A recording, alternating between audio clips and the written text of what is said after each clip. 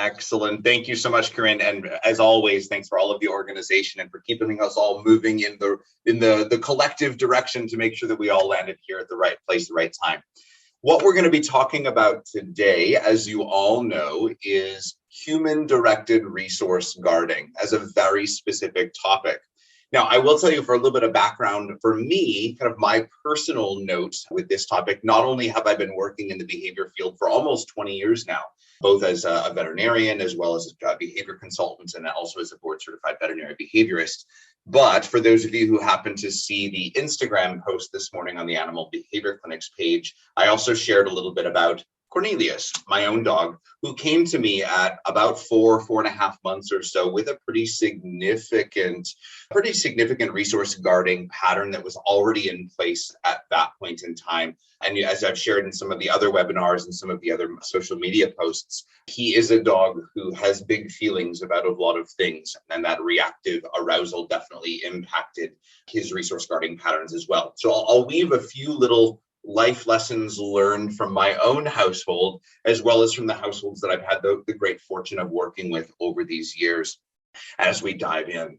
Now, where I want to start today is sort of pulling the lens back just a little bit to start. So before we get really super focused on that human-directed resource guarding, where I want to start is with a quick little description or a little discussion about aggression. Again, the broader lens here and what is it that we're talking about?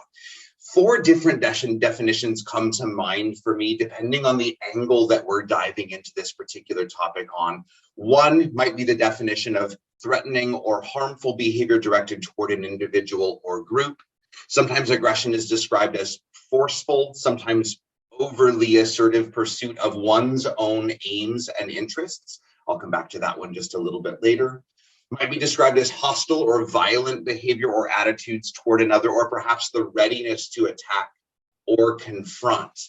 Now, as we dive into this specific topic of human-directed resource guarding, I don't want to lose sight of the fact that the vast majority of behavior that we observe in our companion animals, and in ourselves for that matter, is often behavior that's being displayed as a way for us to try to, well, meet our own needs. There's something about our environment, whether that be social or environmental, something about our circumstances that isn't meeting our needs. And so we're acting in such a way to do that. And that can be influenced by a variety of emotional states. I'll come back to that in just a little bit as well. But as we start narrowing our lens into resource guarding in this very context-specific behavior, it's going to be important that even before we get to the "and what do we do about it" piece of the conversation, that we're not losing sight of the function of that behavior for the animal itself,